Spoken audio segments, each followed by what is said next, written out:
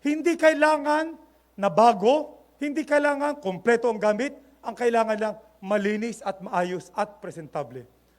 At yun ang dapat nating tutukan. Cleanliness in the ranks.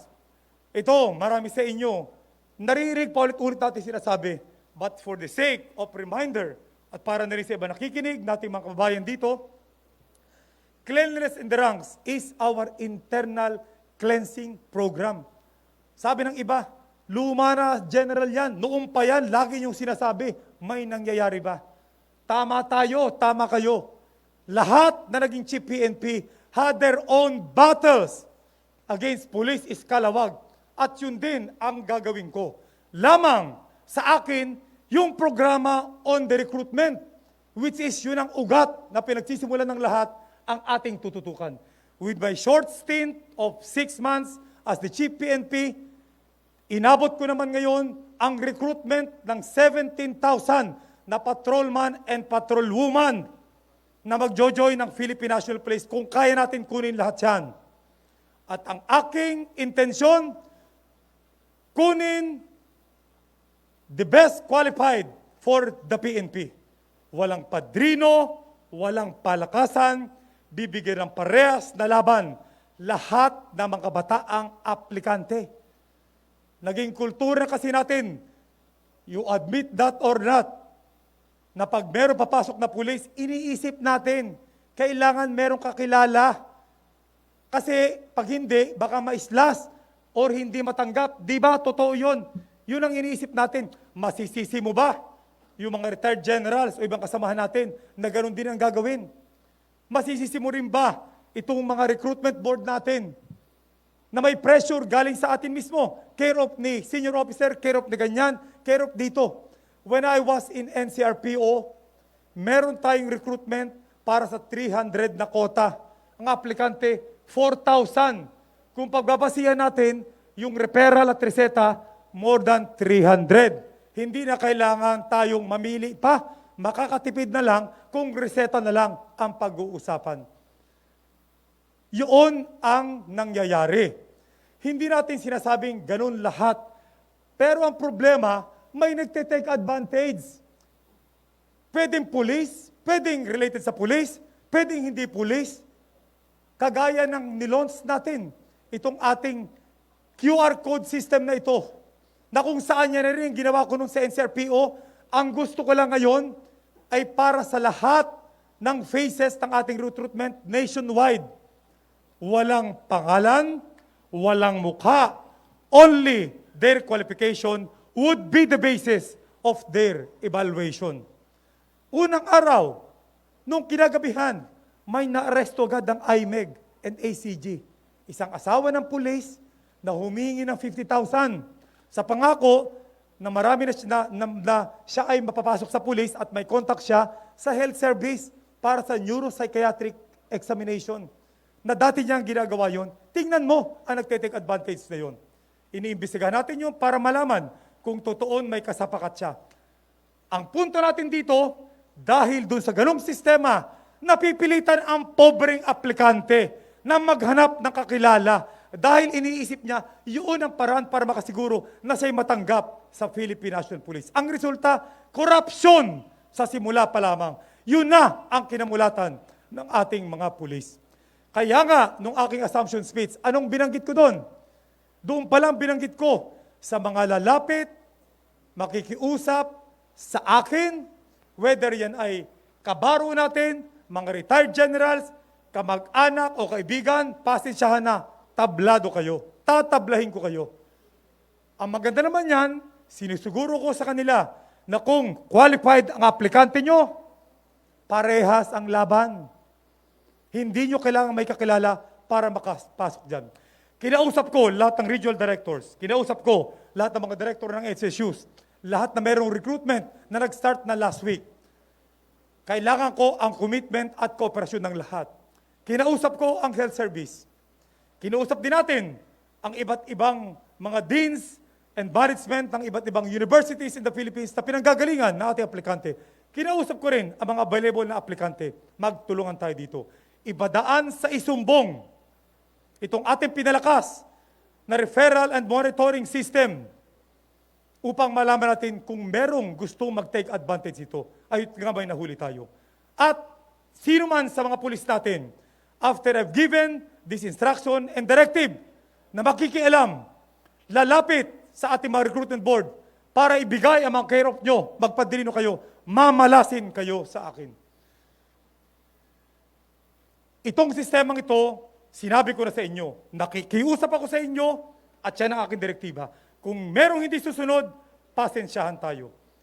Yan din ang gusto kong gawin sa promotion ng ating mga opisyales. Nabigyan ng parehas na laban na kung qualified ka, ikaw ang mauna. Kung hindi ka qualified, kumpletuhin mo ang qualification mo. Hindi dahil may padrino ka or palakasan ating gagawin.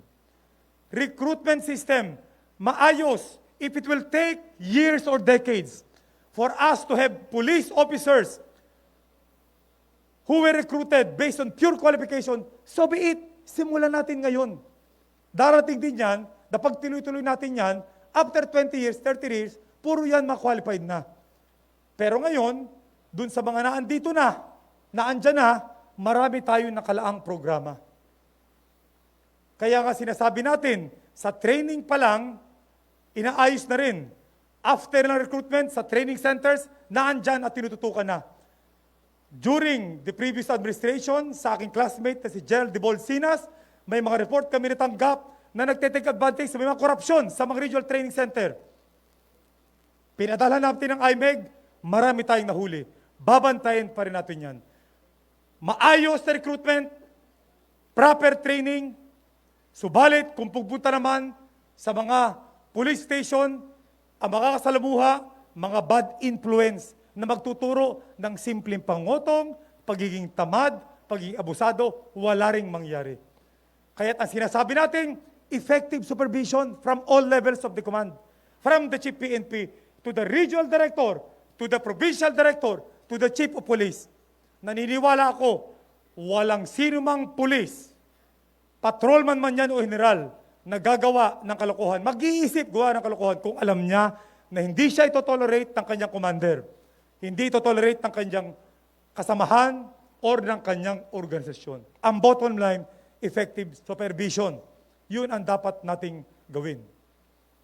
At para naman sa ating programa ng internal cleansing program, nakalatag na.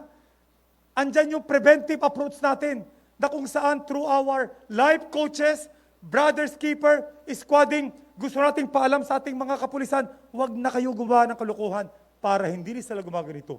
At kung gumawa naman sila ng kalokohan, grabing kalokohan, kagaya ng Police QCPD na ng hold up, robbery ng isang LBC office sa Bulacan na nahuli, yun ang walang kapatawaran. Punitive, tanggalin sa serbisyo na pinakamabilis, but without sacrificing the due process para hindi makapag-appeal yung mga tarantadong yan. Yun ang ating punitive. Tanggalin natin dyan. Hindi tayo magdadalawang isip magtanggal ng pulis na eskalawag. Napakaraming gustong magpulis. Lalo na ngayon, yung height requirements, binawasan ng 2 inches, lalo na mas maraming kwalipikado na papasok sa atin. Kaya't hindi tayo mangingimi magtanggal ng bugok na pulis sa ating hanay na nakakasira sa ating organisasyon, pati na rin damay ang ating mga pamilya. At para sa mga pulis naman na nagkamali, na pwede pang isalba, bigyan ng pangalawang pagkakataon only if minor infraction. Yan ang reformative natin. Isuspendihin natin. Lahat ng privilege tanggal, pwedeng bumalik minor offense. Pero pinakamaganda sana, wag na, preventive na. Ito ang internal cleansing program natin, which is cleanliness in the ranks. At yun ang dapat nating isulong kung tayo ay magsasama-sama. Kung tayo ay magtutulungan, kasama na rin ang collaboration ng ating mga kababayan or ating publiko. The third is cleanliness in the community. Yan yung mga programa natin na pag pinagsama-sama natin, tumutulong para magkaroon tayo ng peace and order. Andyan ang ating anti-criminality. Andyan ang ating campaign against illegal drugs. Andyan ang ating campaigns against insurgency and terrorism, kasama ang ating mga advocacy group. At andyan din ang ating krimen against cybercrime na nakita natin na mayagpag sa pandemyang ito Dahil nga halos lahat ay nasa online na tayo. May mga programa tayong nakalaan para dyan. Dati na, ginagawa nyo na. What we have to do is to monitor, to reinforce this program para mapagtagumpayan natin. All of this, cleanliness in the offices, cleanliness in the ranks, and cleanliness in the community, lahat ng programa natin na andyan na, pinili ko lang yung binibigyan ko ng focus. Napakalaga ng tulong ng ating mga advocacy group. At ako'y labis na nagpapasalamat sa inyong mga opisyales at mga miyembro, region-wide. Lahat po na nabanggit ko dito kanina, kayo po ang talagang kailangan namin na maging link namin at makatulong po sa amin.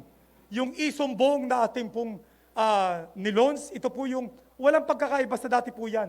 Lamang ito nga, merong sistema, mas mabilis na mare-report sa amin, may reply pa, mabilis na may-repair sa police station na gagawa ng action dito at mabilis namin monitor. Naging experience ko po kasi, meron akong kamag-anak na merong concern, inirepair ko sa police station. Ang bilis ng action. Nagpasalamat sa akin na nagsabi, buti na lang, may kamag-anak kong General SR. Paano na lang kung wala? That is the wrong notion na dapat nating i-correct. Yung bang kailangan, meron ka pang kilalang senior officers, bago yung iyong concern is ma-actionan.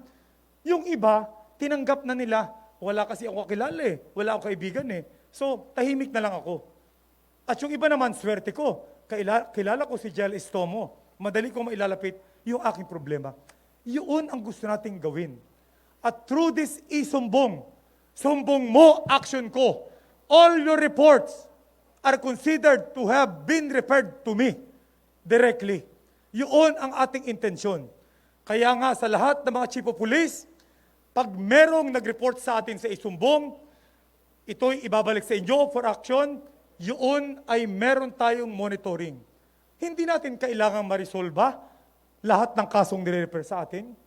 Ang importante lamang is ma-entertain, maasikaso at maparating sa kanila ang ginagawa nating action. We are not supermen or superwomen. And in fact, may mga kaso talaga na mahirap ma-resolve. Pero ang mahalaga, kung pinakikita natin sa ating mga kababayan, ang concern natin sa kanila, pagiging kasurog, cops, they will appreciate it and even help us to solve these cases. At yun, humihi kami ng suporta sa ating mga miyembro ng iba't ibang advocacy groups.